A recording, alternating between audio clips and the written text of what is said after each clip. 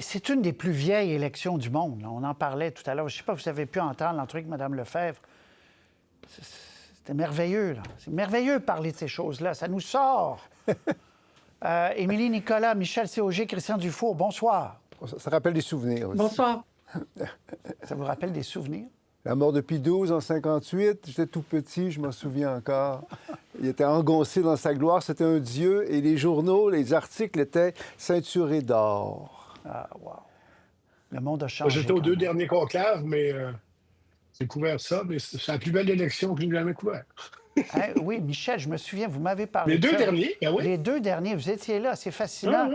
Il y a quelque chose de... D'abord, il a beaucoup de pouvoir et peu importe, là, on ne dit pas aux gens qu'on croit, c'est autre chose. Là. C'est un personnage sur la Terre qui a du pouvoir et qui a une influence morale. Il y en a qui l'exercent. Il peut être une voix pour la paix. Ce qui est intéressant, c'est qu'il peut être une voix pour la paix quand il veut. C'est une vieille quand il y a des conflits. C'est une vieille institution. Il ne faut pas oublier que les diocèses de l'Église catholique, là, ça remonte à l'Empire romain.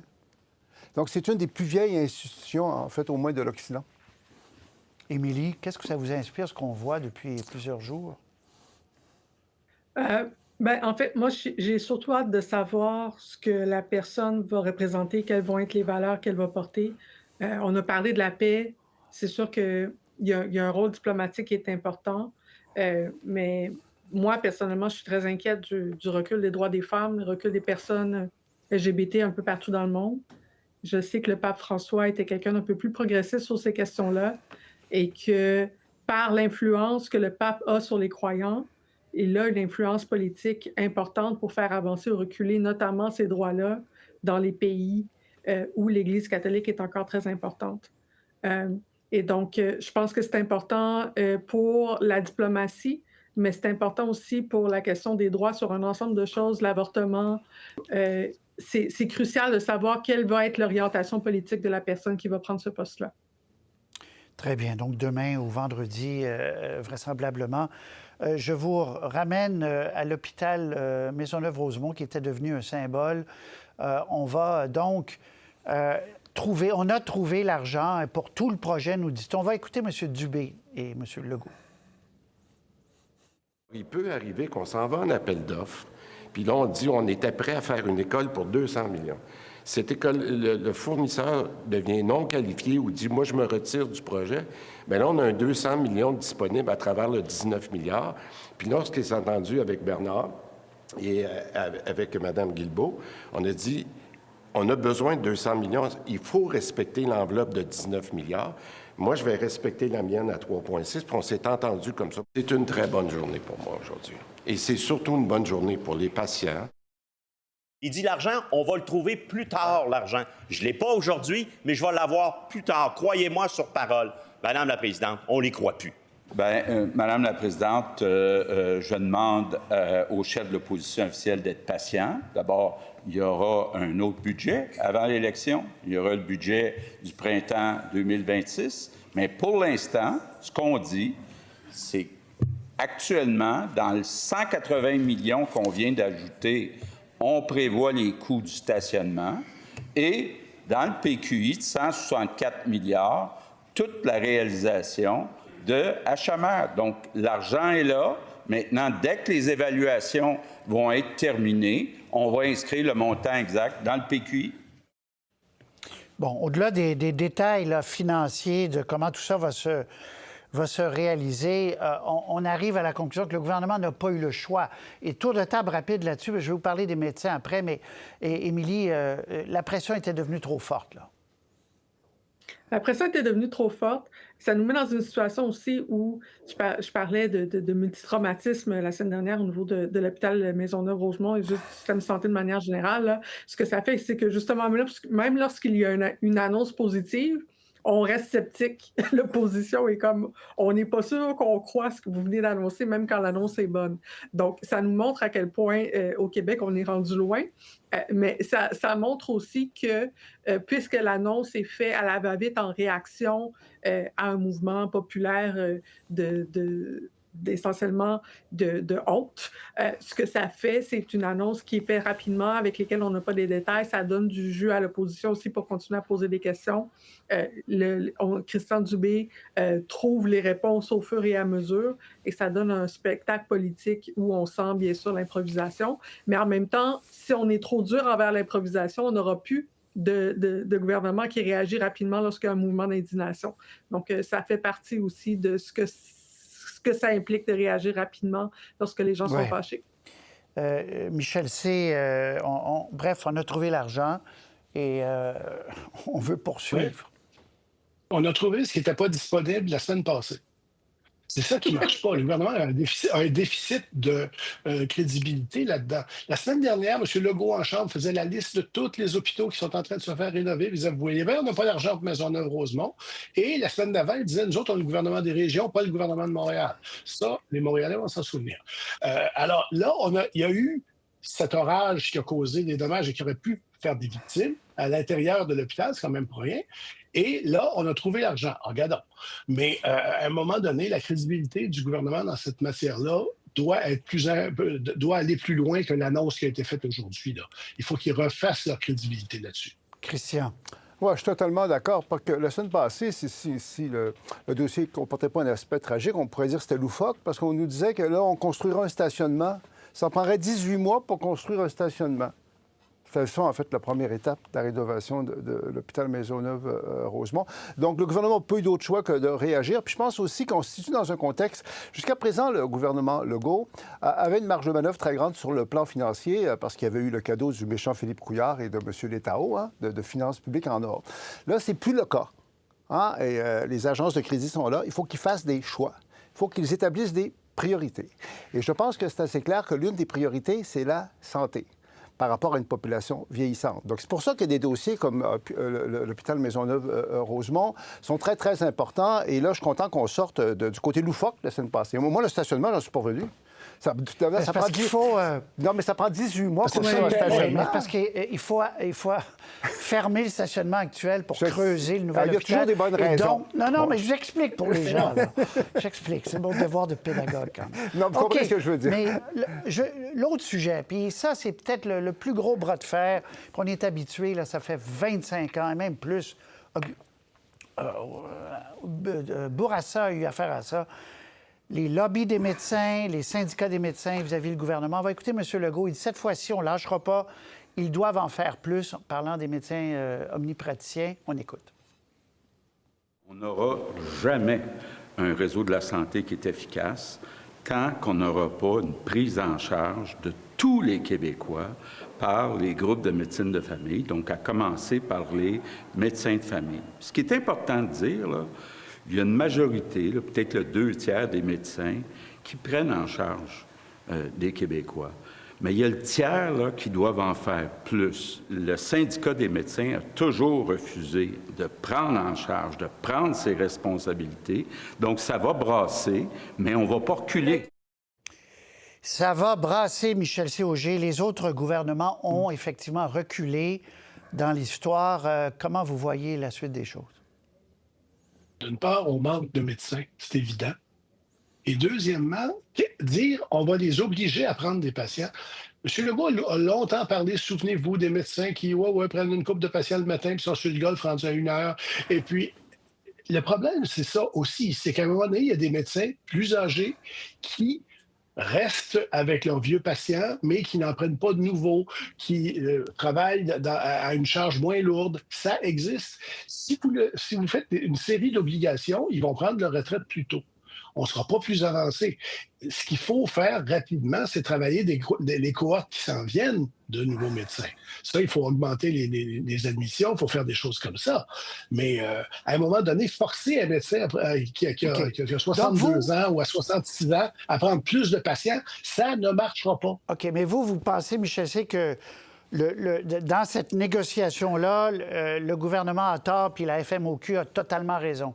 Mettons, non, mais le gouvernement n'a pas les moyens de ses ambitions. D'accord. Il ne peut pas faire une loi spéciale. C'est pas un conflit de travail, ça. Parce qu'on a déjà vu des grèves de médecins. Comme M. Legault dit, c'est dans l'optique d'un conflit de travail. C'est pas ça. OK. Christian? En théorie, c'est bon qu'enfin un gouvernement se tienne debout dans ce dossier-là, parce qu'il y a un historique, en fait, où les gouvernements se sont toujours couchés devant les médecins, dont la rémunération peut être faramineuse au Québec. Mais les bémols, évidemment, c'est que là, c'est une année électorale. C'est juste avant l'élection, donc il y a toujours le danger qu'on en fasse un peu trop pour épater la galerie. Puis est-ce qu'ils vont être capables, en fait, d'avoir l'appui de l'opposition là-dedans? Est-ce qu'ils vont être capables de... on n'a pas la loi. On va voir la loi. Tant qu'on n'a pas la loi, le diable peut être dans les détails. Prenez, par exemple, leur système de couleurs. On en avait parlé au panel, hein, des fameuses couleurs, là. Est-ce que ça va apparaître? Donc, il y a beaucoup un potentiel de dérapage, de bureaucratisation, mais... À première vue, moi, je suis assez sympathique et positif. Je leur souhaite bonne chance, mais j'ai peur beaucoup de ce gouvernement-là qui crée une grosse agence de santé, qui croit aux normes, qui croit à la bureaucratie. Il me semble que c'est pas ça, la solution. Puis c'est pas de soumettre les médecins à plus de bureaucratie qui va régler le problème. Émilie, Nicolas. Je suis d'accord qu'il y a des médecins qui partent à la retraite ou qui partiraient à la retraite si on leur met de la pression. Je pense aussi que c'est important de souligner que dans un système où on calcule seulement au nombre, on désavantage les médecins qui travaillent avec des populations plus vulnérables, qui sont des cas plus lourds. Il y a des pénuries de médecins en région, mais il y a des pénuries de médecins, par exemple, juste dans les quartiers populaires de l'Est de Montréal, notamment pour ces raisons-là. Et on décourage les médecins d'aller vers des populations un peu plus complexes, en allant seulement avec les chiffres. La troisième chose que je pense que j'ai le droit de comprendre... Je vais vous arrêter une seconde. Oui. Je vais vous redonner la parole après. Parce que, là, c'est pas à moi à défendre les propositions du gouvernement, mais je vais vous expliquer. Les codes de couleur dont parlait Christian, c'est exactement, Émilie, Nicolas, l'objectif. Je ne dis pas que c'est bien fait ou mal fait. Oui. L'objectif, c'était d'encourager les médecins à prendre des personnes rouges, des cas plus lourds, qui ne sont pas attirants, qui sont plus difficiles à gérer pour eux, de dire on va vous payer davantage si vous prenez plus de codes rouges par rapport à des codes bleus, des codes verts. C'était ça l'objectif. Je vous laisse poursuivre. Oui, donc. Mais merci de le rappeler parce que ça montre à quel point, même cette manière-là de classifier la population, ça ne fonctionne pas avec ce que je suis en train de vous dire. Le système de couleurs qui est évoqué par le gouvernement, c'est sur une question de cas de santé physique. Est-ce que des personnes qui sont déjà plus malades que d'autres, qui ont des cas, par exemple, de santé chronique? Moi, je vous parle de parler avec de travailler avec des populations qui sont moins scolarisées, des populations immigrantes qui n'ont pas le français comme langue maternelle, des populations où il y a des problèmes sociaux plus complexes, des populations autochtones. Même avec la personne n'a pas de maladie chronique, c'est plus long par patient, il y a des réalités sociales. Ça prend, pour faire essentiellement de la prévention, beaucoup. Puis la question des déterminants sociaux de la santé est là. Ça demande parfois plus de dialogue. Ça prend plus de temps. Donc, ça montre à quel point on ne comprend pas que la médecine, c'est aussi une science sociale en plus que d'une science exacte et que la manière de calculer les choses ne prend pas en compte nécessairement les réalités humaines. Je ne suis pas en train de dire qu'il ne faut pas que les médecins en fassent plus. Je dis juste que d'essayer de mettre une formule mathématique là-dedans, ça demande un algorithme qui prend en compte énormément de variables. Finalement... Oui, allez-y. La dernière chose, je pense, qui est important de prendre en compte, c'est qu'au Québec, on a un problème massif qui n'est pas du tout au même niveau dans les autres provinces canadiennes, qui est les médecins qui quittent carrément la RAMQ et qui s'en vont complètement au privé. D'accord. Et qu'il y a aussi dans ça un défi de négociation pour le gouvernement qui se rapproche de ce qui avait été dans le cas des infirmières, essayer de freiner l'exode au privé. Et donc, il y a cette dimension-là aussi qu'il faut prendre en compte dans la manière dont le gouvernement négocie avec les médecins. C'est pour ça que j'encourage le gouvernement à, mettre ses culottes, d'accord, mais faisons-le intelligemment parce que les risques sont élevés. Très bien. C'est rare qu'on vous entende dire cette expression-là, Émilie. D'habitude, c'est plus Christian qui dit ça. De Christian Dubé et de François Legault. C'est très bien.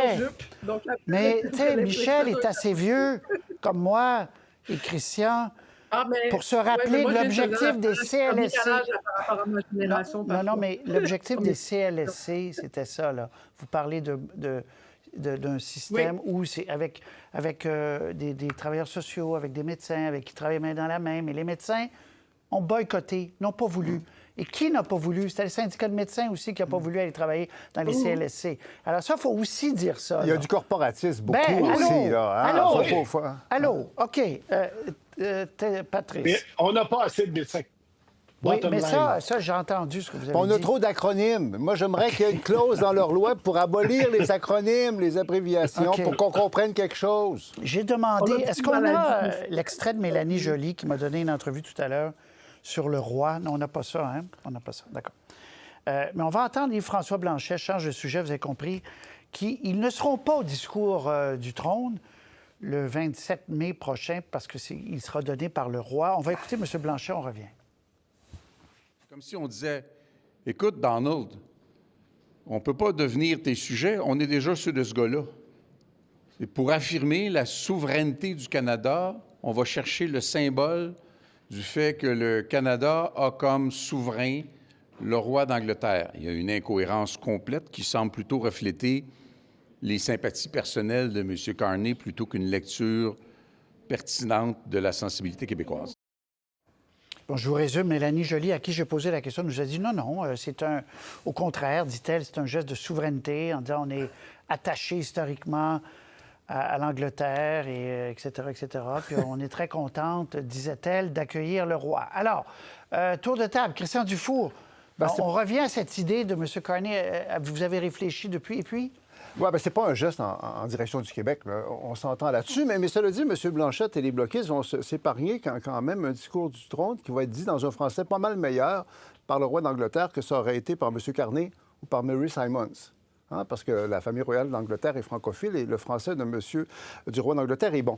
Ce qui manque là-dedans, moi, je trouve qu'il y a une logique dans le choix là, de demander au roi d'Angleterre là, de dire le discours du trône parce que ça affirme la différence avec les États-Unis. Au départ, le Canada, là, c'est des gens qui voulaient rester fidèles au roi d'Angleterre. Mais ce qui manque là-dedans, c'est l'autre nation fondatrice, nous autres. La première nation fondatrice, là, c'est les ancêtres des Québécois d'aujourd'hui. C'est les anciens Canadiens conquis de 1763. C'est les premiers qui ont été appelés Canadiens pendant 200 ans par tout le monde. Donc, M. Carney, bravo pour le roi d'Angleterre, mais l'autre nation, là, y aurait-il moyen qui rappelle que ça fait partie de l'identité canadienne, puis c'est aussi ce qui nous différencie des États-Unis. Donc, vive le roi, mais vive les anciens Canadiens, puis vive... Moi, j'ai écrit là-dessus beaucoup. La nation fondatrice au Canada, il n'y en a pas deux, il n'y en a pas trois, il y en a une, puis c'est les ancêtres des Québécois d'aujourd'hui. Michel, c'est sur la réaction du Bloc et sur la décision de M. Carney d'inviter le roi. Dernière fois, c'est en 1977, la reine. J'étais là, je m'en souviens. Mais écoutez, il n'y a rien de moins surprenant que d'entendre le Parti québécois et le Bloc québécois dire on va boycotter, on va se déchirer la chemise, c'est effrayant et tout. Monsieur Carney a sans doute manqué un peu de subtilité en pensant que ça allait passer comme dans du beurre parce qu'on est là en train de montrer la souveraineté canadienne vis-à-vis des États-Unis. C'est un bon coup pour ça, mais il aurait pu y avoir, d'une façon ou d'une autre, une façon de dire aux Québécois, ben écoutez, celle-là, là, c'est pour Trump, c'est pas pour vous. On comprend que vous n'aimez pas ça plus que ça. Cela dit, on va en entendre beaucoup. Je suis certain que ce que ça veut dire, c'est que le roi Charles va parler beaucoup plus en français que c'était arrivé au début. Alors et ça sera mieux que Mme Simons, c'est un fait. Émilie? Le roi? Ben, d'abord, moi, je suis D'ailleurs, vous êtes en France, je crois. Vous êtes à Paris. Là. J'étais pas là en 58, j'étais pas là en 77 non plus. 57 et 77. 77, j'étais là. Oh, 58! Non, ça, c'est Christian qui parlait de 58 tout à l'heure. On a les images. Oui, je vous écoute. Mais oui, alors, pour le roi, première des choses, et là, je fais juste... Je ne mets pas une émotion pour ou contre là-dedans. Je suis juste en train de rappeler, il n'est pas là en tant que roi d'Angleterre, il est là en tant que roi du Canada. C'est son titre à part entière. Donc là, il y a le roi du Canada qui vient faire le discours du trône. Et ce que ça donne, bien sûr, du point de vue de Donald Trump, c'est un théâtre où on explique en fait que si vous voulez chercher des problèmes avec le Canada, vous allez avoir potentiellement l'armée britannique aussi avec laquelle vous allez avoir des problèmes. Il faut y réfléchir. Il faut y réfléchir à deux fois. Okay. Et c'est d'ailleurs la raison historiquement pour laquelle le Canada ne s'est pas fait envahir lorsque les États-Unis cherchaient à faire leur expansion, leur destinée manifeste. C'est parce qu'on y réfléchit à deux fois avant de déclencher la guerre avec l'Angleterre. Et c'est ça le message. Je ne suis pas sûr qu'ils vont envoyer l'armée britannique unique maintenant, là. Avec la question du Québec.